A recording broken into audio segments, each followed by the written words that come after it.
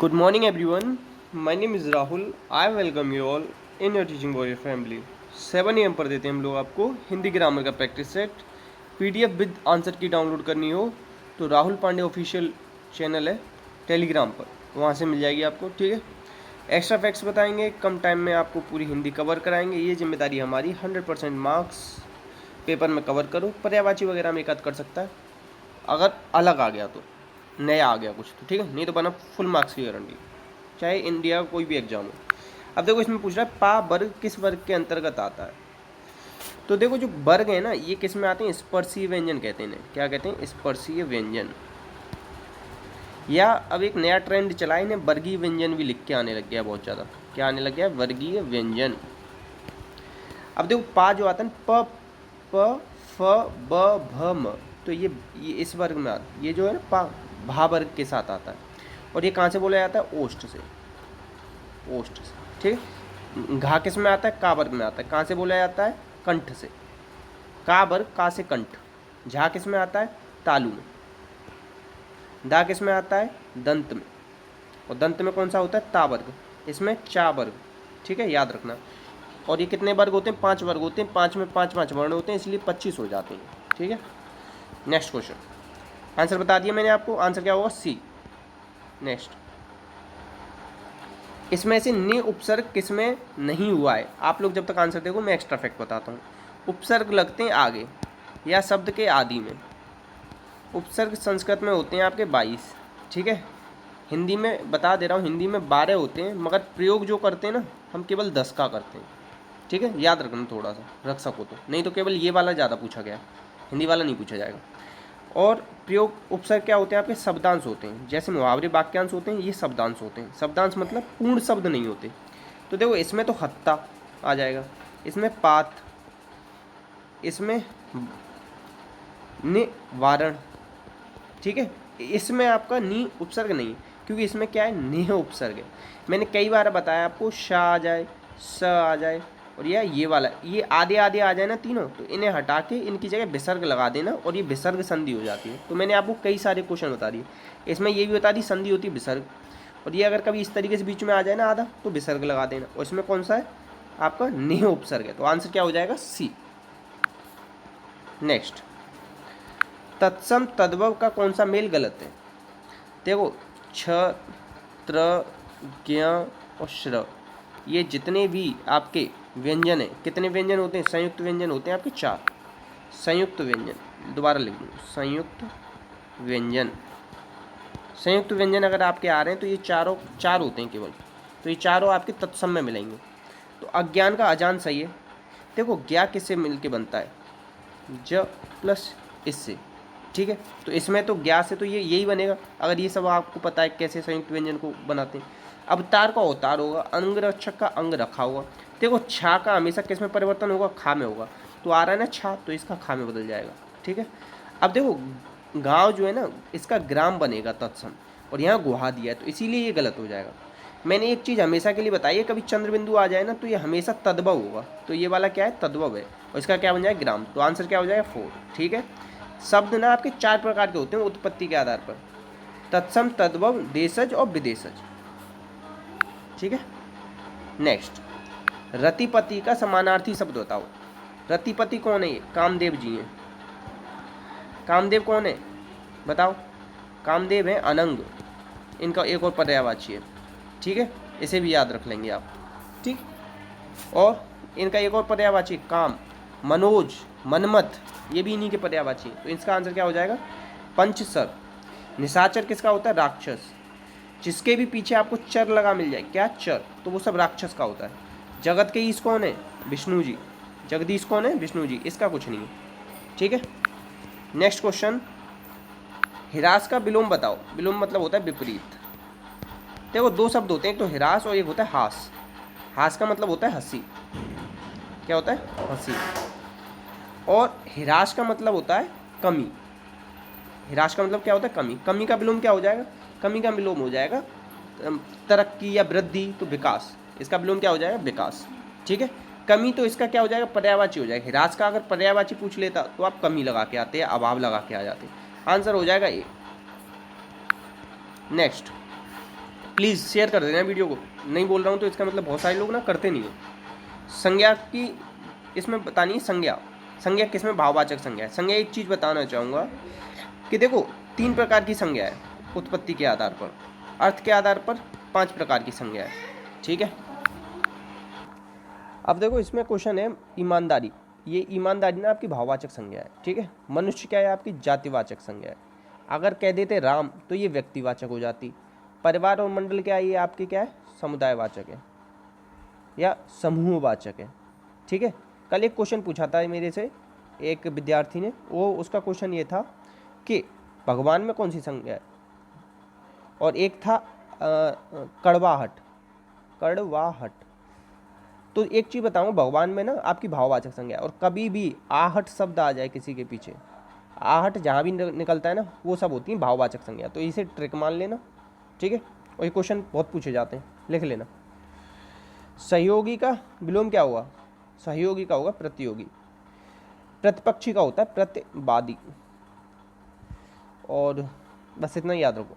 और देखो अच्छा एक क्वेश्चन बताना, आम में क्वेश्चन नंबर 1 डाल लेना, आम में कितने अक्षर हैं।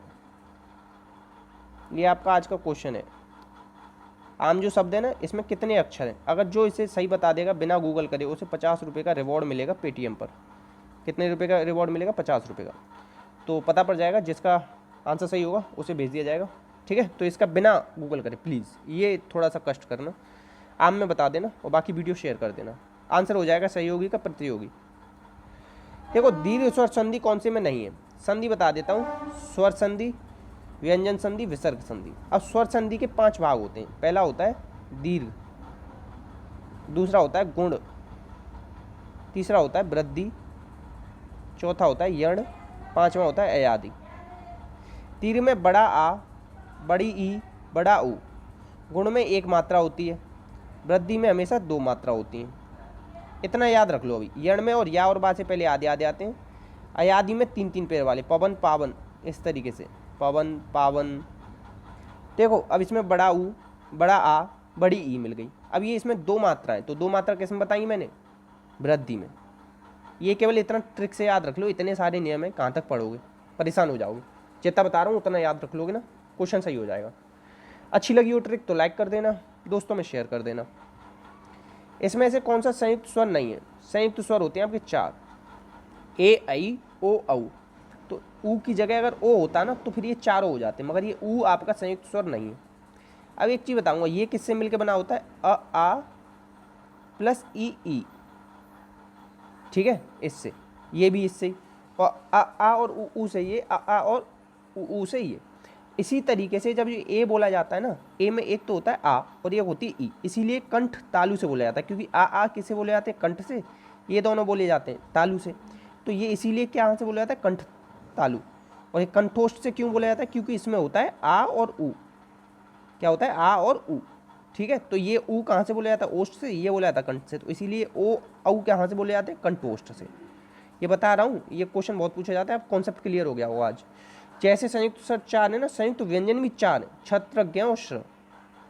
नेक्स्ट क्वेश्चन, अच्छी लगी हो तो प्लीज़ शेयर जरूरी है। अशुद्ध बर्तनी बतानी है। श्रृंगार पहली बार बिल्कुल शुद्ध मिला है।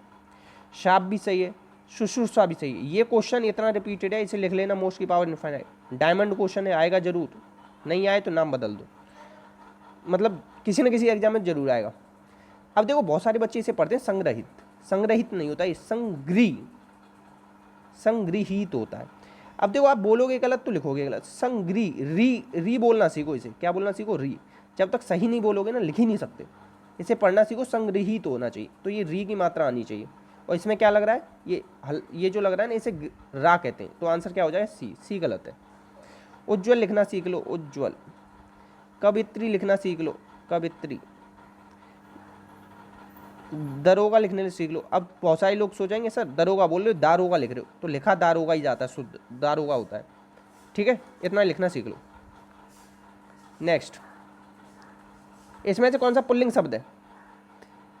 प्रभुता बढ़ रही है, छवि दिख रही है, वायु चल रही है, विराम लग रहा है। विराम क्या होता है, लग रहा है। ठीक है, तो विराम क्या हो जाएगा, पुल्लिंग। कभी भी अच्छा या अच्छी लगा के देख लेना सेंटेंस में। आपका स्त्रीलिंग पुल्लिंग निकल जाएगा। और वीडियो आखिरी तक देखा करो, बहुत कुछ इंपॉर्टेंट बता देता हूँ। त्रुटिपूर्ण विकल्प का चयन करो। कर्ता ने कर्म को करण से संप्रदान के लिए, संप्रदान से नहीं आएगा, के लिए आएगा। से किस में आता है? करण और अपादान में आता है। तो आंसर क्या हो जाएगा? कौन सा त्रुटिपूर्ण है? सी। क्या है ये सब? कारक चिन्ह। कारक को क्या बोलते हैं? परसर्ग भी बोलते हैं। और ये सब क्या दे रखी है? इसकी विभक्ति। कारक कितने होते हैं हिंदी में? 8। गौरी शंकर में समास बताओ। समास का विलोम होता है व्यास। पदों की प्रधानता के आधार पर। समास के प्रकार 4, अर्थ के आधार पर 6। गौरी शंकर, तो इसे पढ़ेंगे आप गौरी और शंकर, जैसे राधा और कृष्ण, राम और सीता और राम, इस तरीके से बोलते हैं। तो आंसर हो जाएगा द्वंद्व, जहाँ दोनों जरूरी हों। माता पिता, भाई बहन, इसमें कौन से होते हैं? दोनों पद प्रधान होते हैं। बहुब्री में अन्य पद प्रधान होता है। जितने भी भगवान जी के पर्यायवाची आए, भगवान जी के पर्यायवाची, उन सबको आप बहुब्री मान लेना। या जो भी आपके योग रूढ़ शब्द होते हैं, क्योंकि ऑलरेडी वो बहुब्री ही होते हैं, तो वो भी सब क्या होते हैं? बहुब्री। ठीक है।